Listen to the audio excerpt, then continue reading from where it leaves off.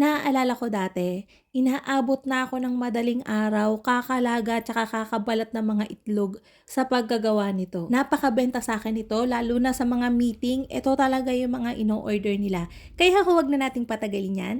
At simulan na natin. Magsimula nga muna tayo sa paggawa ng egg salad. Dito maglalaga lang ako ng 8 pirasong large na itlog. Lubog sa tubig and ilalaga natin yan sa medium na apoy for 12 to 13 minutes. Depende kung gaano karaming tubig nang nilagay nyo. Napadami kasi yung nilagay ko kaya nahiya na akong bawasan. So, nagdagdag na lang tayo ng time. After ng paglalaga natin, nilagay ko yan dito sa ice cold water. And then, babalatan na natin. Pagkatapos, in-slice ko lang yan para maliliit na siya. And then, titimplahan na natin. Dito, meron akong celery. Pinaghalo ko na yung celery at saka pipino. Huwag niyong kakadamihan yung pipino kasi nagtutubig yon. So, pangit yung sa egg salad sandwich na matubig. So, konti lang yung ilagay nyo, pang fresh lang nung lasa. Naglagay din ako dyan ng onion leeks, chopped na, bell pepper, 1 pirasong medium size na sibuyas, chinap ko na din yan na maliliit, black pepper at saka salt.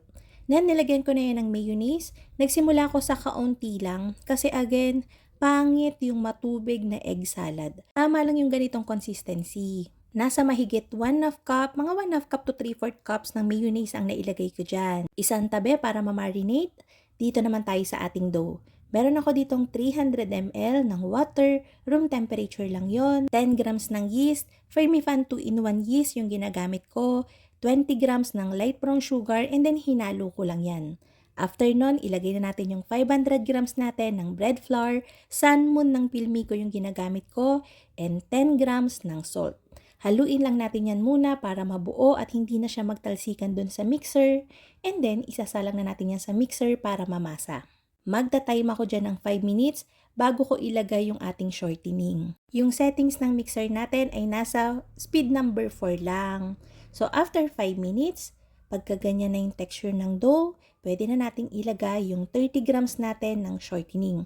Kapag walang shortening, pwede rin ng butter. Ang ginagamit kong shortening dito ay yung Quest ng High Caps Marketing Corporation. So, after nating mailagay yung shortening, diretso ulit sa pagmamasa for 8 minutes hanggang sa makakalinis na yung ating dough at hindi na siya masyadong dumidikit dun sa bowl. Yung sandwich bread pala na gagawin natin dito ay similar sa banh mi. So, pagka lumamig siya, medyo makunat siya kasi mababa yung sugar natin. So, ang ginagawa namin, kapag may display kami dito sa bakery, kailangan muna siyang initin sa microwave bago iserve. Kung gusto mo naman na regular hotdog bun lang yung gamiting tinapay, pwede din naman. Nilagay ko lang yan dito sa bowl and tinakpan ko ng cling wrap. Ire-rest natin to for 45 minutes.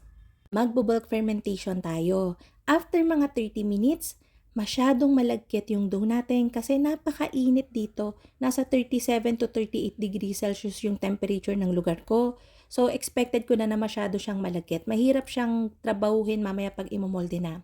So, pag sa natitira nating 15 minutes, ilalagay ko siya sa freezer para malamig na siya. So, yan. Natapos na yung 45 minutes and 15 minutes siya sa freezer. Dito, ikakat na natin siya and imomolde na. Kapag kasi malamig yung dough, hindi siya masyadong malagkit. Mas madali siyang hawakan, hindi masyadong dumidikit. So, nag-flour lang ako dyan ng lamesa and i-divide ko to ng nasa 60 to 65 grams each. Sakto lang para sa medyo malaking sandwich. Pwede nyong gawin yung ganitong diskarte para hindi mangasim yung dough nyo. Kasi kung pinabayaan ko yan dito ng 45 minutes sa ganun kainit, sigurado ako maasim na yung kakalabasan ng tinapay ko. Nung nakat na nga natin yan, ang nilabasan nito ay 14 pieces. So, imomolde ko na siya na parang, alam niyo yun, yung parang sa baguette. So, ganito lang magmolde para pantay. Pero maraming way kasi para imolde to. So, kayo nang bahala.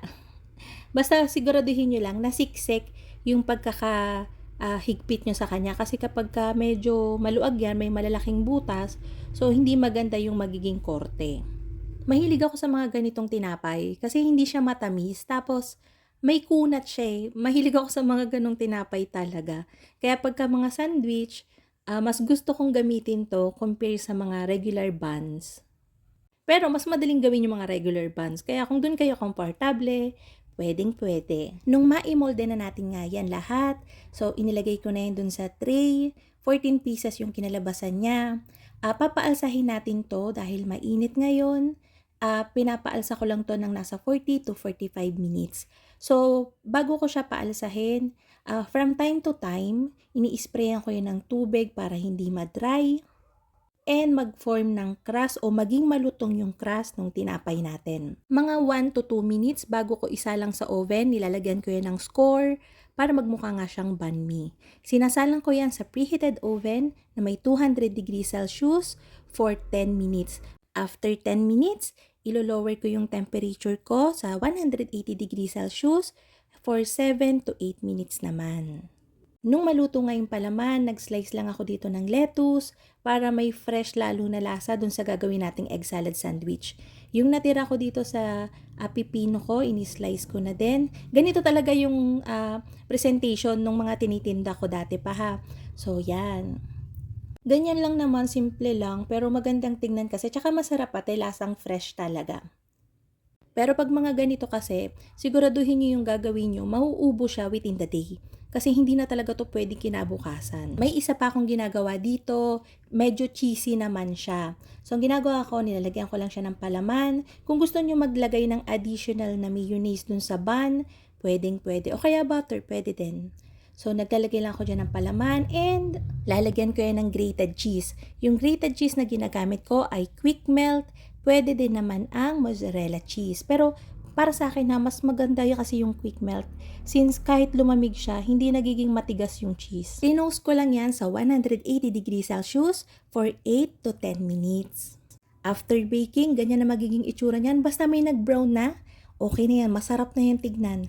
Lalagyan ko lang yan ng green na toppings, onion leeks again. Pwede din naman ng basil, mga ganun. So, eto na. Mukhang masarap, 'di ba? So, ayun na nga mga kalutong tinapay. Sana'y nagustuhan niyo yung ating video for today. Magkita-kita tayong muli. Ito pong muli ang lutong tinapay. Bye-bye!